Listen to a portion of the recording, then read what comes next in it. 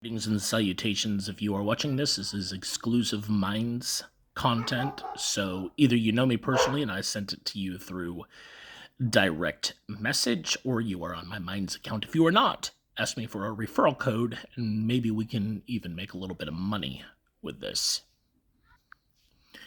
But without further ado, I would like to get into Halloween, Dia de los Muertos, which is Dia de los Muertos was yesterday and today, I believe. As we are getting full swing into fall and we're looking at Thanksgiving. I know a lot of Christians, they frown on Halloween. Well, that's the devil's holiday.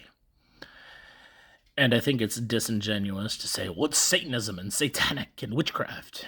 Well, that's I think that's very messy, and I think it's lazy. I actually did my scholarly work, and I dug into it, and I recommend everybody do your scholarly work, study anthropology, study civilization, study history, and then draw your own informed conclusions as to what you want to do with a holiday. My first response to that sort of Christian, though, is to say that there are no evil days. There are no days that we have to give over to Satan. There are no days where we're not allowed to live our lives on, and there are no days we're not allowed to enjoy. I know a lot of Christians, they mean well in saying this, but you literally gave the devil a holiday, and he doesn't deserve one. He's an asshole. So, on that note, let's look deeper at what's going on. Halloween is kind of a melting pot, very American holiday, if you understand it. Out here in the West, you have Dia de los Muertos, and we kind of dug into that because that's in my wife's side of the family. My children are learning heavily from that culture. So we dug into it. It goes back to the Aztecs and human sacrifice culture as they worship their goddess. A lot of similar festivals can be found throughout the world and throughout history. They would worship their ancestors or honor the ancestors. And they would summon the dead. The Bible does forbid necromancy, I agree. On Dia de los Muertos, they build an ofrenda, and you have a picture of the deceased, and it is said that the deceased will come to visit you during the night when the veil between the worlds is at its thinnest. To be compared with the Celtic Druidic traditions that involve altars and human sacrifices as well.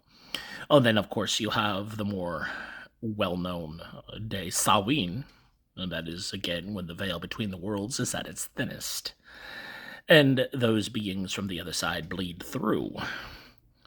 One tradition holds that you would wear costumes to ward off and scare off the evil spirits, or the other theory is you would wear costumes to blend in so the spirits didn't know you were human, you were in disguise, and you looked like them. And then you would have the priests and devout go door to door demanding a human sacrifice, or a sacrifice, I should say, depending on the tradition. And if you didn't give them the sacrifice, they would put a curse on your house. That's the brutal, barbaric origins of trick or treating. Again, I agree, that's evil. All of that is very evil, and I don't recommend you do that on Halloween. I do like what the Catholic Church and the Orthodox Church did with it. They repurposed the rituals and decided to do good on that day. So similarly, the Catholic priests would go door to door, and they would collect alms for the poor, and they would bless your house. That's really not a bad idea. It's a good repurposed ideology. Halloween in America is a hallmark, corporate America, candy holiday. Personally, I think trick-or-treating is a little bit boring. I can think of much better things to do on Halloween that's just fun. I do have a taste for the theatrics. I do have a taste for horror. And, I do like to wear weird masquerade cosplay shit. There's nothing wrong with that in and of itself. I know that I'm not scaring away evil spirits.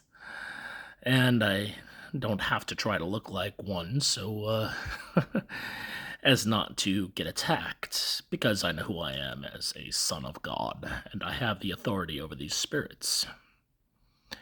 But I would warn people, don't get too cocky in that either. I see nothing wrong with going door to door, getting candy from your neighbors. Get to know your neighbors, tell them hi. Personally, I could think of better ways to do it, and I have some imaginative ideas to make it a lot more fun and entertaining than just going door to door. Personally, I like the theatrics of the haunted house. I like the theatrics of a nice little mini stage show that we saw at one house that we went to. I think it was the night before Halloween. That was fun. So it's what you make it. It's what you choose to do on that day and with that day that is important, and what God sees, and it's your heart.